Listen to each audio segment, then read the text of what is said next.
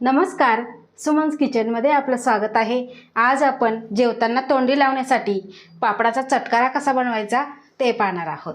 रेसिपीला सुरुवात करण्याआधी तुम्हाला एक निवेदन आहे, अजूनपर्यंत तुम्ही माझ्या चॅनलला सबस्क्राईब केलं नसेल तर सबस्क्राईब जरूर करा आणि हो, रेसिपी आवडली तर एक लाईक नक्की करा।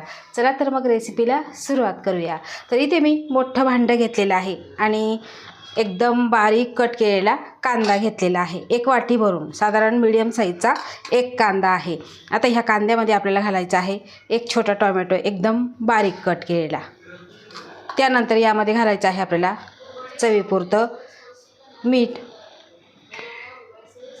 इथे घेतलेला आहे मी चाट मसाला, एक चमचा चाट मसाला घेतलेला आहे। त्यानंतर इथे मी अर्धा चमचा आमचूर पावडर घेतलेली आहे। आता तुमच्याकडे आमचूर पावडर असेल तर घाला, लिंबू असेल तर लिंबाचा सुद्धा अर्धा लिंबाचा रस यामध्ये घालायचा आहे। त्यानंतर भाजलेले शेंगदाण्याचा असा जाडसर कूट करून घेतलेला आहे, साधारण एक चमचा आहे। आता हे आपण मिक्स करून घेऊ। तर इथे आपल्याला सगळं मिसळून घ्यायचं आहे। आता हे सगळं आपण मिक्स केलेलं आहे, तुम्ही इथे बघू शकता।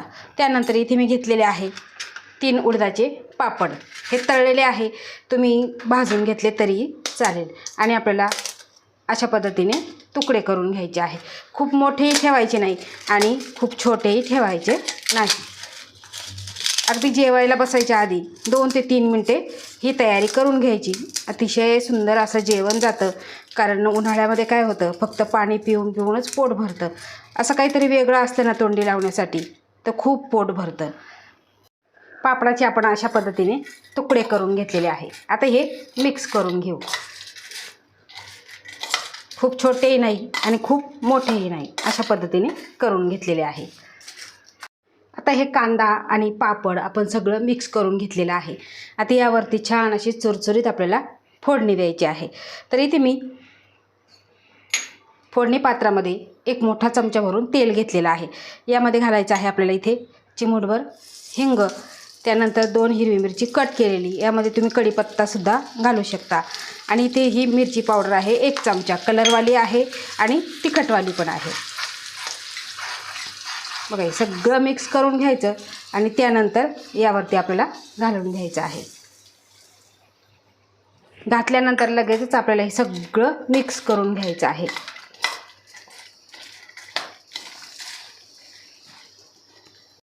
आपण चुरचुरीत फोडणी दिली आणि हे सगळं मिक्स करून घेतलेलं आहे, तुम्ही इथे बघू शकता। अतिशय सुंदर असा हा चटकारा तयार झालेला आहे। आता घरात भाजीला नसेल किंवा भाजीच आवडत नसेल तर असा पटकन चटकारा करायचा, म्हणजे छान असा बाजरीच्या भाकरीबरोबर, चपातीबरोबर, ज्वारीच्या भाकरीबरोबर, भाताबरोबर तुम्ही खाऊ शकता। तर तुम्हाला माझी ही आजची रेसिपी कशी वाटली हे मला कमेंट करून नक्की सांगा। आवडल्यास लाईक करा, शेअर करा, सबस्क्राईब करा आणि बाजूचं बेल आयकॉन बटन प्रेस करा। धन्यवाद।